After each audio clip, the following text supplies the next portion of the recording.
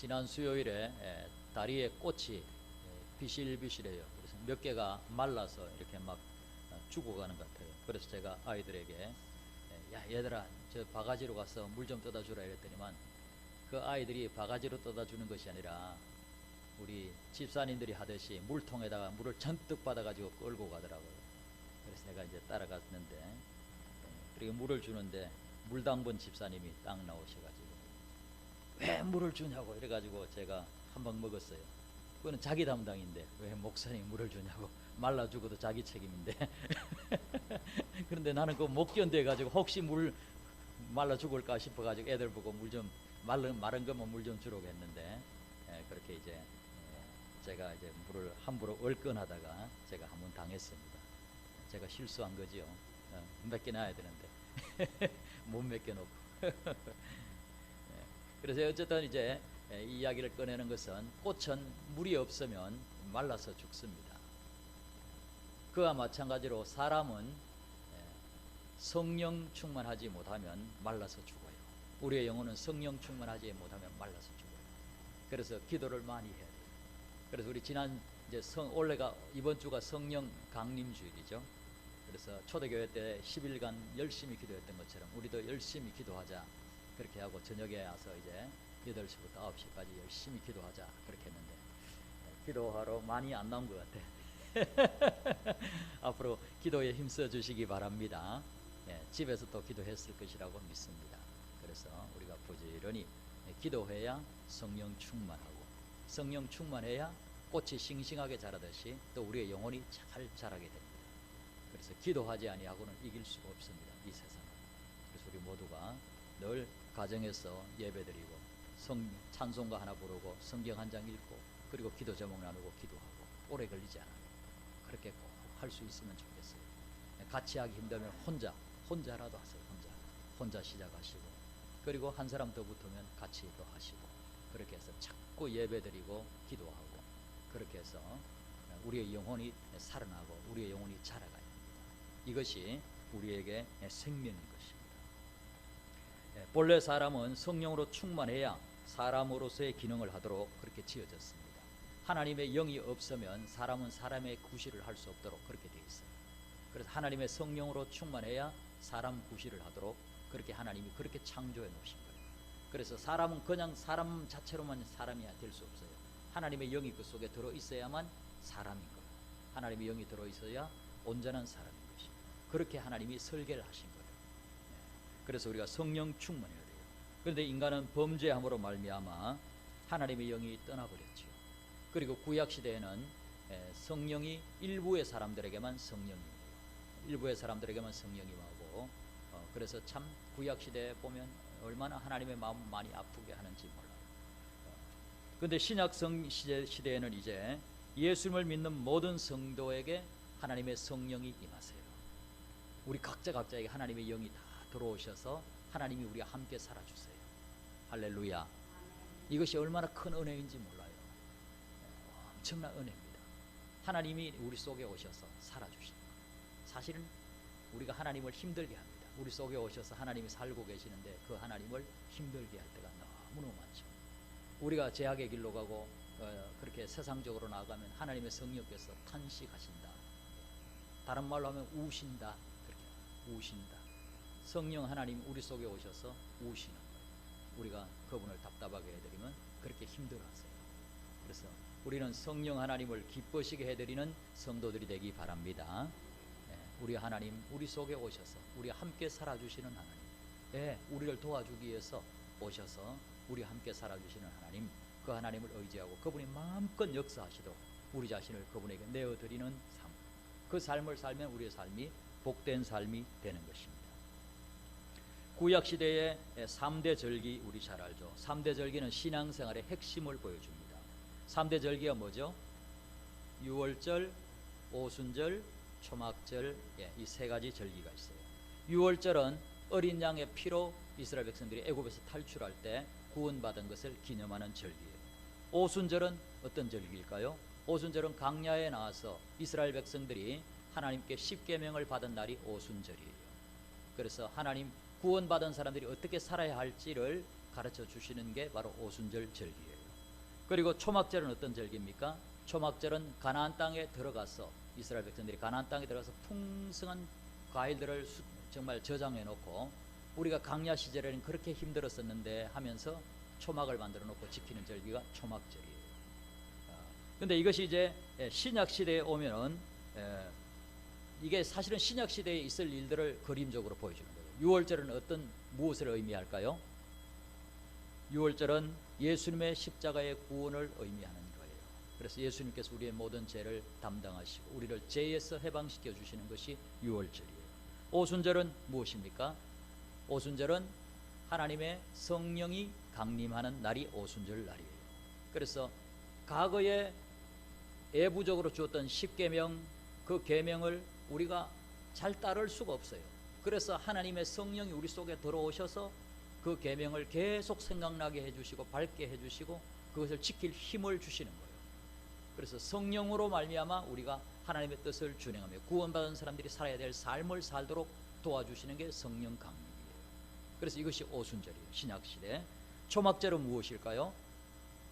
초막절은 이제 이 광야 같은 이 세상이 끝나고 우리 주님 재림하셔서 마귀를 묶어버리시고 이제 가나안 땅이 이루어지는 거예요. 정말 가나안 땅이 이루어지는 거예요. 천년왕국이 이루어지는 거예요. 이 세상의 모든 나라 사람들이 다 우리 주님을 섬기게 돼요. 주님이 왕이 되셔서 주님이 섬겨요. 그때는 마귀가 묶여지기 때문에 이 세상에 싸움이 없습니다. 뭐 서로 갈라져가 싸우고 욕하고 이런 게 없어요. 서로 사랑하며 주님의 말씀을 배우며 정말 놀라운 시대가 펼쳐지는 거예요. 복된 시대, 건강한 시대, 복된 시대. 그런 시대가 이제 펼쳐지는 거예요. 그때는 몸도 아마 거의 회복되지 않을까 싶어요. 자연계도 회복되고 몸도 정말 회복되고 그래서 건강하게 모든 자연계가 회복되고 복된 삶이 이제 펼쳐지는 때가 바로 초막절. 그 천년왕국 때 우리가 지금 이 시대에 살았던 것을 생각하면서 이제 기념하는 거예요. 그때 정말 힘들었었는데 마귀가 서로 싸우게 하는데 계속 말려 들어가지고 엄청 힘들었었는데 우리 주님 나라가 이루어질 때 메시아 왕국이 이루어질 때는 그때는 너무너무 좋아하는 거예요. 이렇게 좋구나. 우리 주님이 친히 다스리시니까 너무너무 좋다. 그러면서 이제 우리가 그때 이제 생활을 하게 될 것입니다. 십자가는 은혜의 복음을 우리에게 보여줍니다. 은혜의 복음이란 것은 무엇입니까? 죄인을 사랑으로 품어주시는 은혜. 예수님의 십자가의 보혈의 은혜는 씻지 못할 죄가 아무것도 없어요. 여러분들이 어떤 죄를 지었든지 예수님의 십자가의 보혈을 붙들 때에 다 씻음 받을 수 있는 것을 믿으시기 바랍니다. 어떤 죄라도 다 씻어주세요. 어떤 죄인이라도 예수님의 그 십자가의 은혜 앞에 나오면은 다 용서해 주시고 받아주세요. 정죄하지 않습니다. 그래서 은혜의 복음은 사람을 정죄하는 데서 벗어나게 해요. 죄에서 해방시켜 주는 거예요. 그래서 우리가 나를 주님이 그렇게 사랑해 주시는 것을 믿으시기 바랍니다. 나 자신이 부족해요. 지금도 부족한 모습이 있잖아요. 그렇지만 예수님의 십자가 은혜로 하나님이 나를 받아주시고 너의 죄를 기억도 하지 않겠다고 말씀해 주시는 게 은혜의 복음이에요. 그러니까 나를 주님이 받아주시는 것을 믿는 사람은 다른 사람도 그렇게 받아주시는 것을 믿어야 돼요. 그리고는 다른 사람을 정죄하는 눈으로 바라보면 안 돼요. 우리는 이 세상에 살면서 부족한 모습이 많이 있잖아요. 근데 잘못할 때에 정죄하는 모습으로 공격하는 모습으로 그렇게 사람들을 대하면 안 돼요. 정죄하는 마음이 없이 올바른 길로 인도하고자 하는 마음은 좋아요. 올바른 길로 인도하고자 하는 건 좋지만은 정죄하는 마음이 그 속에 들어 있어서는 안 됩니다. 너가 잘못했어. 너가 죄인이야 이래 한 뉘앙스로 말하면 안 돼요. 그래서 우리는 누구도 정죄하지 않는 그런 우리 성도들이 되기를 바랍니다. 근데 사실 어려워요. 걸핏하면 우리는 정죄하고 싶은 마음이 생겨요. 네가 잘못했잖아. 네 탓이야. 계속 그렇게 하는 거예요. 우리 모두 여기에서 해방되기를 바랍니다. 주님의 은혜의 복음이 우리를 거기에서 해방시켜 주는 거예요. 마귀는 계속 미혹하게 합니다. 저놈 때문에 나라가 안 돼. 저놈 때문에 뭐가 안 돼. 저놈 때문에 교회가 안 돼. 계속적으로 마귀는 그런 마음을 심어줘요. 그래 계속 싸우는 거예요. 그게 마귀가 하는 본질적인 일이에요. 근데 우리 주님은 거기에서 해방시켜 주는 거예요. 나 같은 죄인을 주님이 용서해 주셨는데 주님의 보혈의 은혜는 정죄하지 않고 사람들을 올바른 길로 인도하는 거예요. 그것이 우리 주님의 은혜가 우리에게 주는 것입니다. 오순절의 복음은 어떤 복음입니까? 십자가의 은혜는 은혜의 복음, 오순절의 은혜는 성장의 복음, 오순절의 은혜는 우리를 연약함에서 해방시켜주는 그런 복이 바로 오순절의 복이에요. 우리가 부족하니까 하나님이 친히 우리 속에 들어오셔서 우리로 하여금 죄를 이길 수 있는 힘을 공급해 주시는 게 오순절의 은혜예요. 또 주님을 증거할 수 있는 힘을 주시는 게 오순절의 은혜예요. 우리에게 능력을 공급해 줘요. 연약함에서 해방시켜 주는 게 오순절의 은혜인 것을 믿으시기 바랍니다. 성령이 강림하면, 성령으로 충만하면 우리가 연약함에서 해방되어서 승리의 삶을 살 수 있는 거예요. 할렐루야. 죄를 이길 수 있어요. 전도를 할 수 있어요. 이웃을 사랑할 수 있어요. 하나님의 성령의 능력이 우리에게 임하셔서 우리로 하여금 그 삶을 살게 하는 거예요. 가정을 행복하게 만들어갈 수 있습니다. 왜? 내가 하는 게 아니라 하나님의 성령이 우리 가정에 오셔서 함께 해주시기 때문에 이길 수 있는 거예요. 그래서 주님을 붙드는 사람들은 모든 것을 이기고 승리하고 복된 삶을 누릴 수 있게 되는 것입니다. 초막절은 안국의 복음입니다. 초막절은 이 세상이 새롭게 되어서 성도들이 악노릇할 때를 우리에게 보여줍니다. 이 초막절은 정말 이 세상이 완전히 다 이제 바뀌어질 것을 우리에게 가르쳐줘요. 그러니까 소망이 있죠. 소망. 지금은 세상이 뒤죽박죽이잖아요. 우리가 보면 너무너무 뒤죽박죽된 게 많아요. 그런데 이 모든 것이 우리 주님 재림하시면 다 고쳐질 것을 믿으시기 바랍니다. 그래서 우리가 주님을 기다리는 거예요. 마라나타, 주님 어서 오세요. 이 세상 이렇게 문제가 많습니다. 이 모든 것을 주님 오셔서 고쳐주시옵소서. 이렇게 기다리는 게 초막절이에요. 초막절 그때 그런데 우리 주님이 오셔서 이 모든 세계를 다 고치시고 다 다스려서 이제 우리 하나님 아버지께 바쳐드리게 되는데, 그때에 주님과 함께 이 천년왕국 때 이 세상을 고쳐가는 일, 더 완벽하게 더 사람들을 새롭게 고쳐가는 일을 할 때에 일꾼들이 필요해요. 그 일꾼들을 준비하는 기간이 지금 이 강야와 같은 이 기간이에요. 지금이 중요합니다. 그래서 지금 우리에게 중요한 것은 오순절의 은혜예요. 성령 강림의 은혜예요. 성령 강림으로 말미암아 우리가 예수님의 모습으로 자라가고 또 예수님을 증거하고, 그렇게 해서 우리가 주님의 형상을 회복해 가는 거예요. 그리고는 우리 주님과 함께 다스리는 자리에 우리가 들어가게 되는 것입니다. 그래서 지금 우리가 이 오순절의 이 은혜가 우리에게는 너무너무 중요하고 필요합니다. 그래서 우리가 이 오순절의 은혜, 성령의 권능으로 온 세상에 우리 주님이 증거되기를 간절히 바라는 마음, 내가 더 예수님을 닮아가고자 하는 이 간절히 바라는 마음, 순종하고자 하는 마음, 이 마음이 바로 오순절의 은혜에서 나오는 것입니다. 그렇게 해서 이제 우리가 하나님을 최고로 높이며 살아가기를 바라는 거죠. 나도 정말 거룩한 주님의 사람이 되고 또 수많은 사람들이 예수님을 믿고 주님께 순종하는 사람들이 되기를 우리가 간절히 바라는 거예요. 하나님의 이름이 최고로 높임받게 되기를 바라는 거예요.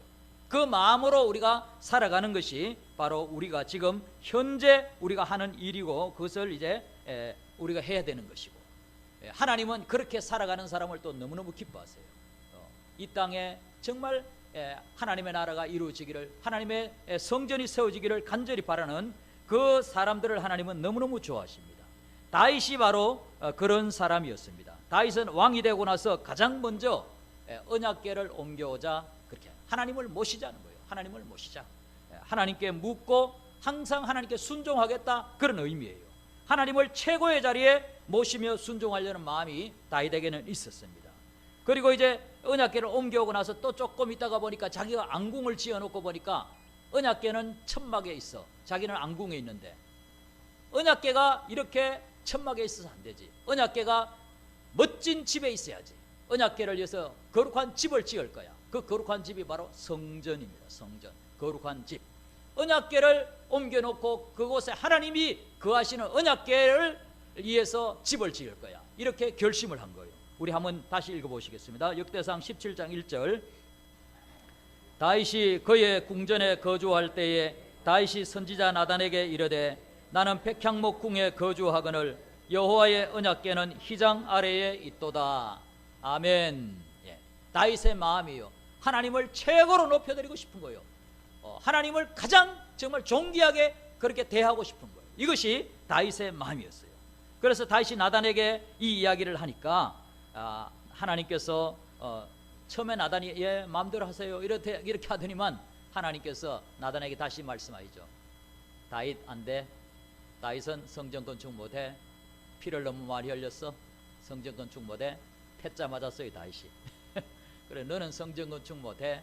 하나님이 그렇게 하셨어요. 그러나 하나님께서 속으로는 엄청 좋아하세요. 너무너무 좋아요. 너무너무 좋아가지고 다윗에게 약속을 해줘요. 어떤 약속을 해주십니까? 17장 8절 역대상 17장 8절 같이 내가 어디로 가든지 내가 너와 함께 있어 내 모든 대적을 내 앞에서 멸하였은즉 세상에서 존귀한 자들의 이름 같은 이름을 내게 만들어 주리라. 아멘. 하나님이 얼마나 좋으셨던지 네가 나를 정말로 그렇게 높이고 싶은 마음이 있느냐? 내가 너를 존귀하게 만들어 주겠다. 너의 이름을 존귀하게 만들어 주겠다. 하나님이 그렇게 약속을 해주시는 거예요. 우리도 하나님을 높이는 마음을 갖게 되기 바랍니다. 하나님을 높이는 마음을 가질 때 하나님이 그래 너가 정말 그런 마음이 있느냐? 내가 너를 높여줄게. 너의 이름을 내가 존귀하게 만들어 줄게. 하나님은 우리에게도 말씀하시는 것을 믿으시기 바랍니다. 하나님은 너무너무 좋으셨어요. 그리고 이제 하나님이 또 약속을 해주세요. 역대상 17장 11절 말씀 내 생명의 연한이 차서 내가 조상들에게로 돌아가면 내가 내 뒤에 내 씨 곧 내 아들 중 하나를 세우고 그 나라를 견고하게 하리니. 아멘. 그리고 그 다음 12절 그는 나를 위하여 집을 건축할 것이요 나는 그의 왕위를 영원히 견고하게 하리라. 아멘. 너의 아들을 세워서 내가 성전을 건축하게 할 거야. 하나님이 그렇게 약속했어요. 그리고 그의 왕위를 영원히 견고하게 할 거야. 대대로 다윗의 자손들에게 하나님이 복을 주시겠다. 그렇게 약속해 주신 거예요. 너를 존귀하게 해줄 뿐만 아니라 너의 자녀들이 위대한 일을 하고 너의 자녀들이 잘되게 해줄 거야. 할렐루야. 이 복이 여러분에게 우리 모두에게 임하기를 바랍니다. 하나님은 우리에게 그렇게 해주기를 원하세요. 너가 정말로 나를 높이는 마음이 있느냐? 존귀하게 여기는 마음이 있느냐? 11강 기도하자고 하면 죽도록 가서 기도할 마음이 있느냐? 이번 또 수요일 날 뉴질랜드 선교사님이 와서 수요 예배 이제 우리 말씀을 전해요. 그때 다 참석하시기 바랍니다. 굳이 일 때문에 못 오시는 분은 할 수 없지만은 그 외의 분들은 다 참석해 주시기 바랍니다.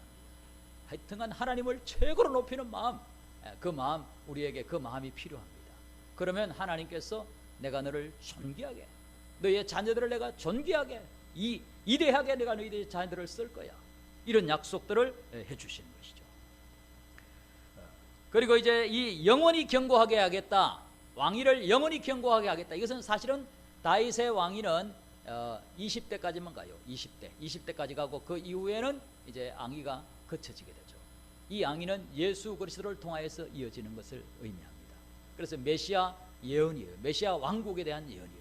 우리 주님이 세상 나라를 다 통치하실 그때 세상 나라가 우리 주와 그의 그리스도의 나라가 되어 그가 세세토록 악노릇 하시리로다. 우리 주님이 다스릴 그 나라를 예언적으로 말씀해 주는 것입니다. 그래서 아브라함에게는 하나님께서 어떤 약속을 해주셨습니까? 너를 통하여 천하 만민이 복을 받게 해주겠다. 이게 아브라함에게 주신 약속이에요. 다윗에게는 어떤 약속을 해주셨습니까? 왕권을 주고 그 영원한 왕권을 주겠다. 이게 다윗에게 하신 약속이에요. 그래서 이걸 합치면 다 메시아에 대한 약속이에요. 예수님을 통해서 천하 만민이 영원히 우리 주님의 통치 안에서 복된 삶을 누리게 해주겠다. 이게 하나님이 아브라함과 다윗에게 약속하신 것입니다. 그 약속을 예수님을 통하여서 다 이루시는 것입니다. 그래서 이런 믿음의 신실한 믿음의 사람들을 통하여 하나님이 이렇게 하나님이 하실 일들을 이렇게 보여주는 거예요. 그래서 얼마나 하나님이 우리를 위해서 놀라운 일을 하실지를 보여주는 것이죠. 그리고 이제 다윗이 이렇게 하나님을 존귀하게 높이는 마음을 가졌을 때 하나님은 다윗에게 많은 복을 주시죠. 역대상 18장 6절 말씀 우리 한번 읽어보시겠습니다. 다윗이 다메섹 아람에 수비대를 두매 아람 사람이 다윗의 종이 되어 조공을 바치니라. 다윗이 어디로 가든지 여호와께서 이기게 하시니라. 아멘. 우리 신민교회 필수 암송 구절 중에 하나죠. 다윗이 어디로 가든지 여호와께서 이기게 하시니라. 무슨 사업을 해도 잘 돼. 학교 가서도 잘 돼. 결혼할 때도 잘 돼. 무슨 일을 하든지 잘 돼. 어디로 가든지 이기게 하시니라. 아무나 이렇게 되는 게 아니에요. 하나님을 최고로 높이는 마음이 있는 사람들에게 하나님도 그렇게 세워주는 거예요. 우리 모두가 하나님을 최고로 높이는 마음을 갖게 되기 바랍니다. 하나님을 최고로 높이세요. 예, 하나님이 천지에 창조주시고 역사를 주관하시는 분이세요. 그분보다 존귀한 분이 없고, 그분보다 높은 분이 없고, 그분보다 능력 있는 분이 없고, 그분보다 건설 있는 분이 없어요. 하나님이 허락하시면 다 되는 거예요. 그것을 믿으시면 돼요. 믿고 하나님이 말씀하시는 대로 순종하면 돼요. 내 인간적인 생각으로 움직이면 안 됩니다. 하나님이 말씀하시는 대로 움직이고, 그분을 최고로 존귀하게 여기고, 그분의 말씀을 최고로 존귀하게 여기고, 그렇게 움직이면 하나님께서 어디로 가든지 이기게 해주시는 것을 믿으시기 바랍니다. 예, 어디로 가든지 이기게 해주시니라. 그리고 그렇게 하나님께 순종하는 사람은 이 세상의 사람들에게도 얼마나 복되게 행동하는지 몰라요. 사람들에게 정말로 잘 하는 거예요. 하나님의 사랑을 가지고 사람들을 대하기 때문에 이 세상에 그런 사람을 만나는 사람들, 그런 사람 주위에 있는 사람들이 복을 받게 되는 거예요. 역대상 18장 14절 우리 같이 읽어보시겠습니다. 다윗이 온 이스라엘을 다스려 모든 백성에게 정의와 공의를 행할세. 아멘. 예. 온 이스라엘 모든 백성에게 정의와 공의를 행할세. 올바르게 모두가 잘 살 수 있도록 그렇게 정책을 했다는 거예요. 그러니까 얼마나 그 나라가 복된 나라가 되는 거예요. 그래서 나라의 대통령이 늘 잘 뽑히는 게 참 중요해요. 그런데 뭐 이 사람 저 사람 뽑아보지만 항상 문제가 많지요. 이 세상에서는 문제가 많습니다. 문제가 많아요. 그런데 다윗은 잘했다고 표현하고 있어요. 물론 다윗도 뭐 잘못한 게 있지요. 있는데 대체로 잘했습니다. 그래서 정의와 공의를 행하고, 그 나라 백성들이 얼마나 다윗 시대는 복된 삶을 누리는지 몰라요. 그래서 우리가 이렇게 우리가 이제 하나님을 어떻게 이런 삶이 되었느냐, 이거예요. 어떻게 이런 복된 나라가 되었느냐? 하나님을 최고로 높이는 그 마음 중심 하나가 이런 복된 삶을 가져오게 된 것입니다. 그래서 우리도 이러한 것들을 보고 교훈을 받을 수 있습니다. 우리도 하나님을 최고로 높이는 마음, 과연 나는 하나님을 어느 정도로 높이는 마음을 갖고 있는지 점검하시고 우리도 이 자리로 우리가 들어갔으면 좋겠습니다. 우리도 다윗처럼 마음을 가질 수 있어요. 하나님을 모실 성전을 짓고 싶어요. 우리도 그런 마음을 가질 수 있습니다. 어떻게 우리는 오늘날 성전을 세운다는 것은 어떤 의미입니까? 우리 고린도전서 3장 16절 말씀을 같이 읽어보시겠습니다. 너희는 너희가 하나님의 성전인 것과 하나님의 성령이 너희 안에 계시는 것을 알지 못하느냐. 아멘. 구약 시대 때는 건물로 이렇게 집을 지었지만 하나님도 언약궤 속에 그렇게 임하셨지만 신약 시대에는 성전이 바로 우리라는 거예요. 우리. 너희 자신이 하나님의 성전인 것을 알지 못하느냐? 하나님의 성령이 하나님이세요. 하나님을 우리가 모시고 살아가게 되는 거예요. 그래서 오늘날 성전을 짓고 싶어요. 하나님을 최고로 높여드리고 싶어요. 이것은 어떤 의미입니까? 이것은 하나님을 내 속에 최고로 모시고 싶어요. 내 마음 가장 중심에 하나님을 모시고 싶어요. 하나님께 언제나 순종하는 삶을 살고 싶어요. 하나님 순종하겠습니다. 하나님을 늘 찬양하며 하나님의 말씀에 순종하며 하나님을 기쁘시게 해드리는 삶을 살고 싶습니다. 하나님의 뜻대로 이웃을 사랑하며 살기 원합니다. 이러면서 우리가 하나님을 최고로 높이는 마음을 가질 때 바로 우리가 성전이 되는 거예요. 성전이 되되 거룩한 성전이 돼요. 정말로 죄를 버리고 깨끗하고 정결한 마음으로 하나님을 높이는 그런 삶을 우리가 살아야 돼요. 만약에 우리의 성전된 우리의 몸을, 우리의 삶을 더럽히면 어떻게 될까요? 고린도전서 3장 17절 말씀 같이. 누구든지 하나님의 성전을 더럽히면 하나님이 그 사람을 멸하시리라.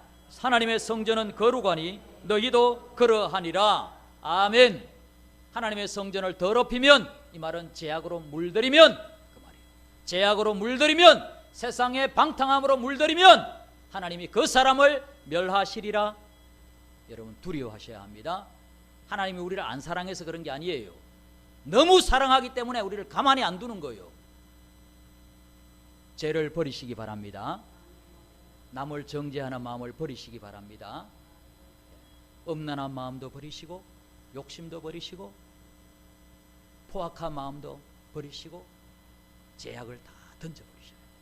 거룩하고 깨끗하게 우리 자신을 지켜야 합니다. 하나님을 두려워해야 돼요. 하나님의 손에 모든 것이 다 달려있는 것입니다. 언약궤 안에는 십계명이 들어있습니다. 그래서 하나님은 십계명을 보면 하나님 어떤 분인가를 알 수 있는 거예요. 그래서 우리가 십계명을 쫓아서 사는 것이 중요해요. 십계명을 다 지켜야 구원받는다가 아니에요. 예수의 보혈의 은혜로 어떤 죄인이든지 다 받아주시지만 구원받고 난 이후에 우리가 그러면 어떻게 살아야 되느냐? 계명을 쫓아 살아야 돼요. 십계명을 쫓아 살아야 돼요. 십계명보다 더 정교하게 신약시대에서는 예수님이 산상보훈에서 말씀해 주죠. 산상보훈을 따라서 사는 거예요. 말씀을 따라 순종하는 거예요. 그런데 내 힘으로 되는 게 아니죠. 성령 받아서 그렇게 사는 거예요. 그렇게 살아갈 때에 하나님이 우리에게 온갖 복을 주시는 거예요.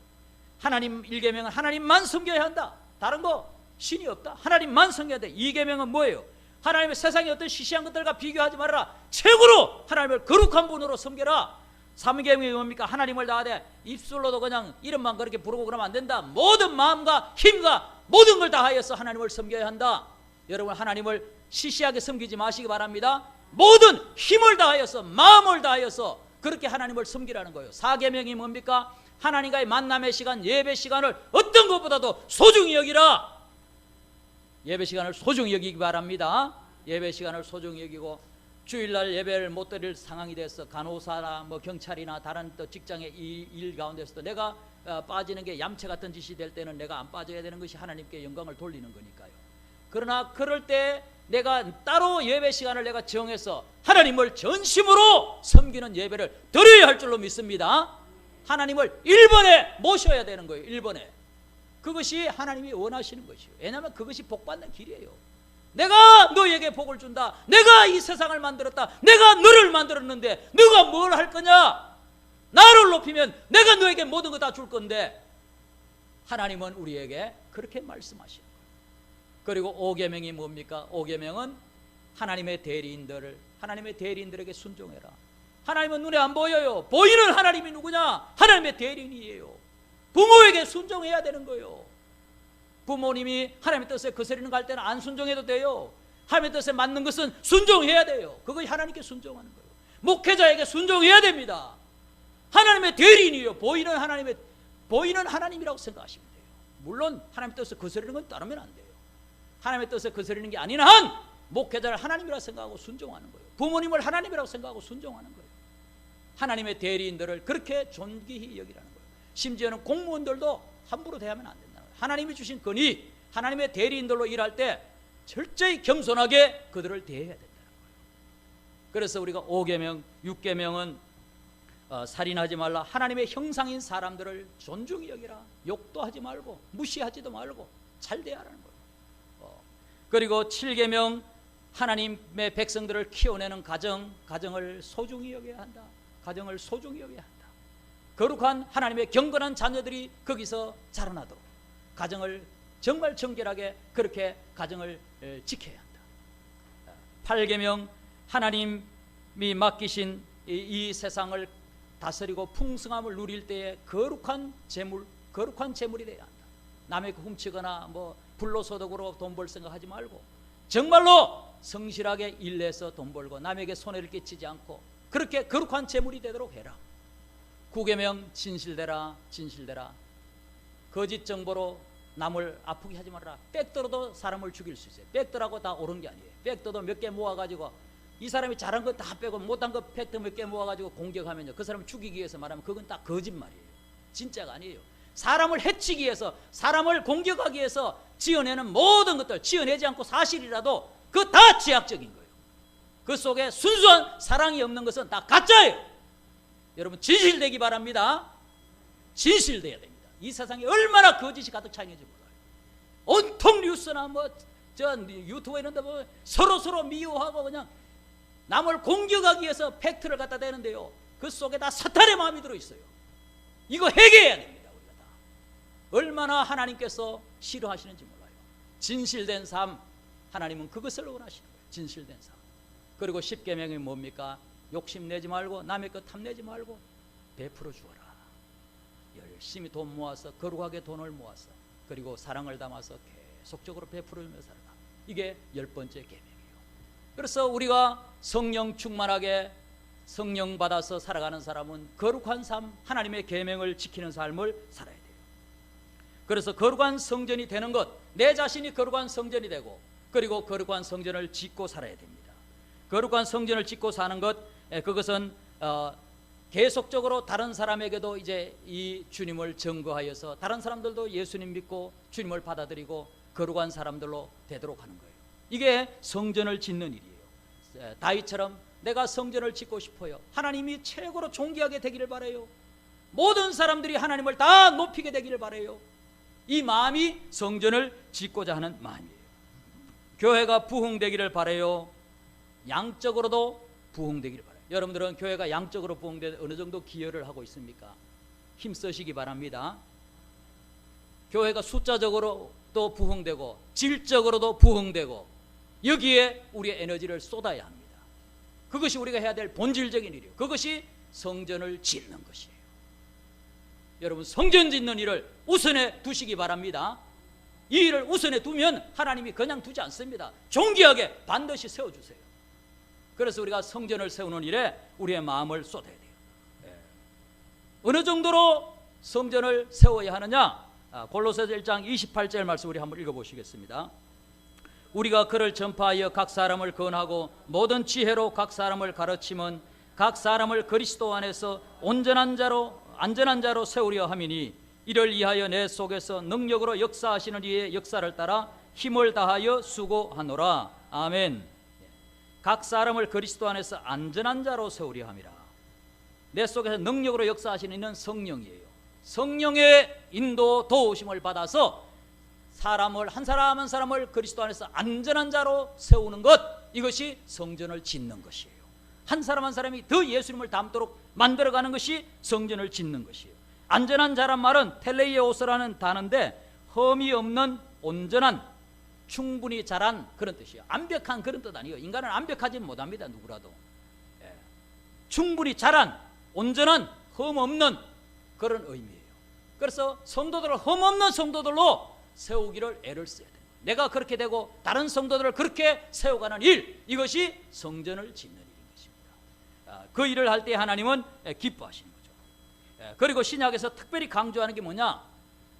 순교자의 바늘에 가는 것을 신약 성경은 굉장히 강조하고 있습니다. 우리 요한계시록 6장 11절 말씀 우리 한번 같이 읽어보시겠습니다.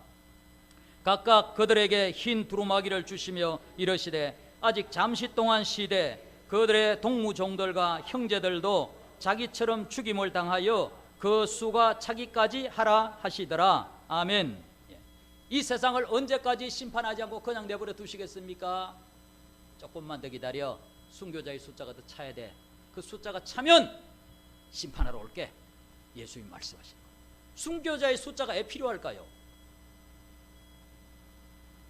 하나님께서 계획하신 계획이 순교자처럼 그렇게 자기의 생명도 아끼지 아니하고 하나님을 사랑하고 교회를 사랑하는 그런 사람들을 하나님이 많이 키워내는 게 이 역사의 목적이에요. 순교자를 키워내는 게 하나님의 목적이에요. 반드시 목숨을 꼭 잃어야만 되는 게 아니에요. 목숨보다도 교회를 사랑하고 목숨보다도 하나님을 사랑하는 그 상태가 순교자의 반열이에요. 여러분들은 자신의 목숨보다도 교회를 더 사랑합니까? 이 자리에 이런 사람 많지 않을 거예요. 자기의 목숨보다도 교회를 사랑하고 자기의 목숨보다도 하나님의 말씀에 순종하는 것을 더 존귀하게 여기고, 이게 하나님이 계획한 거예요. 그런 사람들의 숫자가 차기를 기다리고 있는 거예요. 그 사람들은 뭐 하려고 그렇게 기다리고 있을까요? 요한계시록 20장 4절 말씀 우리 같이 읽어보시겠습니다. 또 내가 보좌들을 보니 거기에 앉은 자들이 있어 심판하는 권세를 받았더라. 또 내가 보니 예수를 정언함과 하나님의 말씀 때문에 목배임을 당한 자들의 영혼들과 또 짐승과 그의 우상에게 경배하지 아니하고 그들의 이마와 손에 그의 표를 받지 아니한 자들이 살아서 그리스도와 더불어 천년 동안 앙노릇하니. 아멘.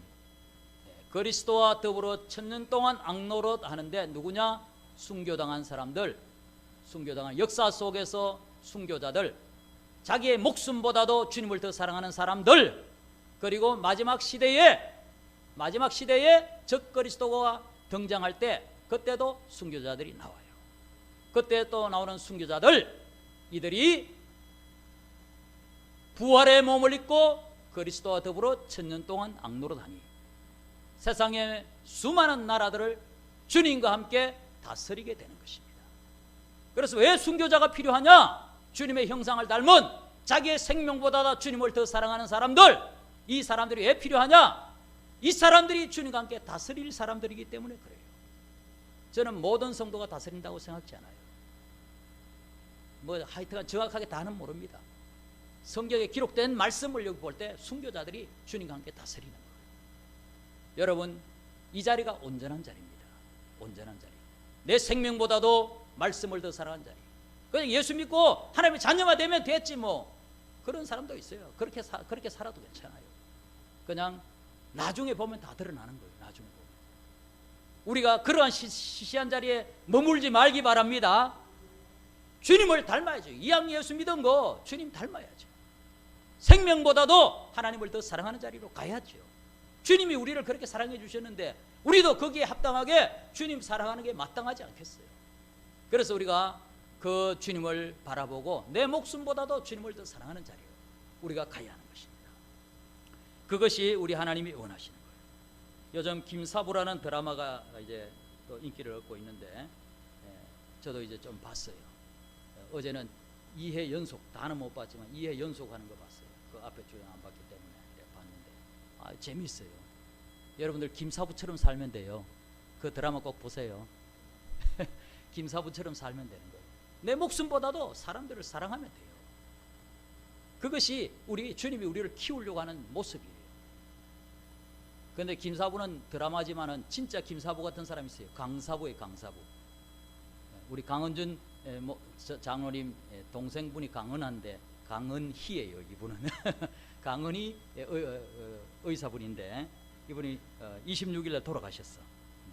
지난 금요일인가요? 돌아가셨는데 히말라야의 슈바이처라 그렇게 불리는데 82세로 이제 돌아가셨는데 40년간 의료 봉사를 했고요. 연세대 의대를 졸업하고 나서 이 사람은 병원이 없는 곳에 나는 병원을 지어서 사람들을 섬겨야지 하고 1970년도에 강원도에 가서 병원을 개원해서 잘 되었어요. 76년도에 한경지 목사님이 그 근처에 왔을 때 나는 선교사로 가고 싶어요. 그러니까 네팔로 가세요.